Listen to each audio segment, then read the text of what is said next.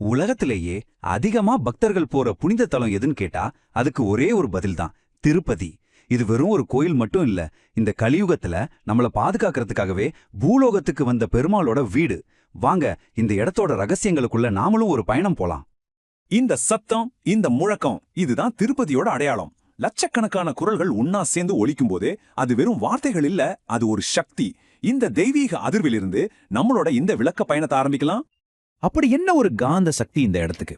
கோடீஸ்வரரா இருந்தாலும் சரி, ஒரு சாதாரண ஏழையா இருந்தாலும் சரி, அந்த 7 மலையை தாண்டி வேங்கடவன் முன்னாடி நிக்கும்போது எல்லாருமே ஒண்ணுதான். இது ஏதோ ஒரு ஊர்ல நடக்கிற விஷயம் இல்ல, இது ஒரு உலகளாவிய ஆன்மீக சங்கமம். நம்ம எல்லார் மனசுலயும் இருக்கிற இந்த கேள்விக்கு தான் நம்ம இப்ப விடை தேட போறோம். இவ்வளவு பெரிய கூட்டத்தை ஈர்க்கிற அந்த புராண கதைகள் என்ன, இன்னும் விளக்க முடியாத மர்மங்கள் என்னென்ன, ஒவ்வொன்னா பார்க்கலாம் வாங்க. முதல்ல இந்த கோயிலோட கதையே அத அமைஞ்சிருக்கிற இடத்துல இருந்து தான் தொடங்குது. இந்த மலைகள் வெறும் பாறைகள் இல்லைங்க, அது ஒரு தெய்வீக உருவத்தோட பாகங்கள். திருப்பதி மலைக்கு சேஷாச்சலம்னு ஒரு பேர் இருக்கு. அதாவது சேஷன் படுத்து இருக்கிற மலை. வைகுண்டத்துல பெருமாளுக்கு படுக்கையா இருக்கிற அந்த ஆதிசேஷன் பெருமாள் பூலோகம் வர்றதுக்கு முன்னாடியே இங்க ஒரு மலையா வந்துட்டான்னு புராணம் சொல்லுது. அதனாலதான் இந்த மலை தொடர மேல இருந்து பார்த்தா ஒரு பெரிய பாம்பு சுருந்து படுத்திருக்கிற மாதிரி தெரியும். நாம ஏறுற ஒவ்வொரு மலையும் அந்த ஆதிசேஷனோட 7 தலைகள்ல ஒண்ணுன்னு சொல்லப்படுது. அதனாலதான் இதுக்கு சப்தகிரின்னு பேரு. நம்ம ஒவ்வொரு மலையை கடக்கும் போதும் அந்த தெய்வீக பயணத்துல ஒரு படி மேல போறோம். கடைசியா 7வது தலையான அந்த வேங்கடாத்ரி மலையில தான் இறைவன் நமக்காக காத்துக்கிட்டு இருக்கார். சரி, இப்போ ஒரு முக்கியமான கேள்விக்கு வருவோம்.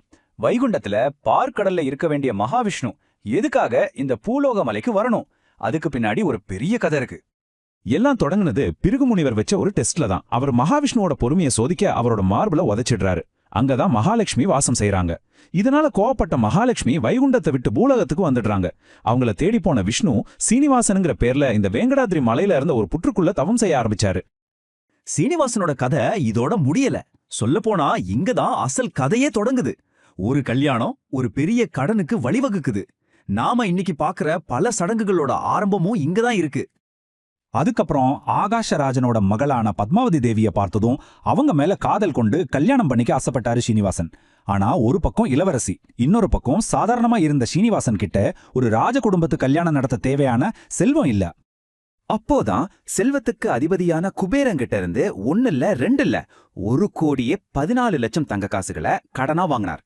இந்த கலியுகம் முடிறக்குள்ள தன்னோட பக்தர்கள் மூலமா வட்டியோட அந்த கடனை திருப்பி கொடுத்துறேன்னு ஒரு சத்தியமும் பண்ணி கொடுத்தாரு.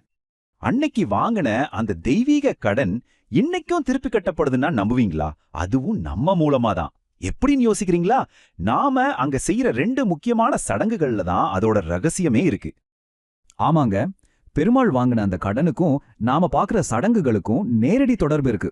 நீங்க உண்டியல்ல போடுற ஒவ்வொரு ரூபாயும் குபேரனுக்கு கொடுக்க வேண்டிய வட்டிக்கு உதவுதுன்னு ஒரு நம்பிக்கை. அதே மாதிரி தலைமுடி காணிக்க கொடுக்கறோமே, அது நீலாதேவிங்கிற ஒரு பெண் செஞ்ச தியாகத்தோட அடையாளம். தனக்காக யார் முடிய காணிக்க கொடுக்கறாங்களோ அவங்களுக்கு எல்லா செல்வத்தையும் கொடுப்பேன்னு பெருமாளே வரம் கொடுத்திருக்காரு. இப்போ இந்த கதையோட ரொம்பவே ஆச்சரியமான, ஒருவேளை நம்ப முடியாத ஒரு கட்டத்துக்கு வரும். அந்த கோவில்ல இருக்கிற மூலவரசுல அது வெறும் கருங்கல்லாம் இல்ல அதுக்கும் மேல உயிருள்ள ஏதோ ஒன்னா? அந்த மூலவர் சிலைய யாரும் செதுக்கல, அது தானாவே தோன்றுது. அதாவது சுயம்போன்னு நம்பப்படுது. இதனாலேயே அந்த சிலையில சில அமானுஷ்யமான குணங்கள் இருக்கிறதா சொல்லப்படுது. கேட்கவே ஆச்சரியமா இருக்குல்ல? முதல்ல அந்த சிலையில இருக்கிற முடி, அது நிஜமான முடி, மென்மையா சிக்கல் இல்லாம இருக்குன்னு சொல்றாங்க. 2வது, அந்த சிலையோட வெப்பநிலை எப்போதுமே 110 டிகிரி ஃபாரன்ஹீட்ல இருக்குமா. அது மட்டும் இல்ல, தினமும் காலையில அந்த சிலை மேல வியர்வை துளிகள் கூட தோன்றுமா. இன்னும் இருக்கு, அந்த சிலையோட பின்னாடி காது வச்சு கேட்டா கடல் அலைகளோட சத்தம் கேட்கணும்னு ஒரு நம்பிக்கை இருக்கு. கடைசியா, சாதாரண கல்ல கூட வெடிக்க வச்சிடுற பச்சை கற்பூரத்தை தினமும் அந்த சிலைக்கு பூசுறாங்க. ஆனாலும் அந்த திருமேனிக்கு எந்த பாதிப்பும் ஏற்படுறதில்ல. ஒரு காலத்துல ஒரு பெரிய குழப்பமே இருந்துச்சு, இங்க இருக்கிறது சிவனா இல்ல விஷ்ணுவான்னு. அப்போ ராமானுஜர் சிவன் மற்றும் விஷ்ணுவோட ஆயுதங்களை கருவறைக்குள்ள வச்சு பூட்டிட்டாரு. அடுத்த நாள் காலையில திறந்து பார்த்தப்போ அந்த சிலை விஷ்ணுவோட சங்கு சக்கரத்தை கையில ஏந்திக்கிட்டு இருந்துச்சு. அன்னைக்கு அந்த விவாதம் முடிவுக்கு வந்தது.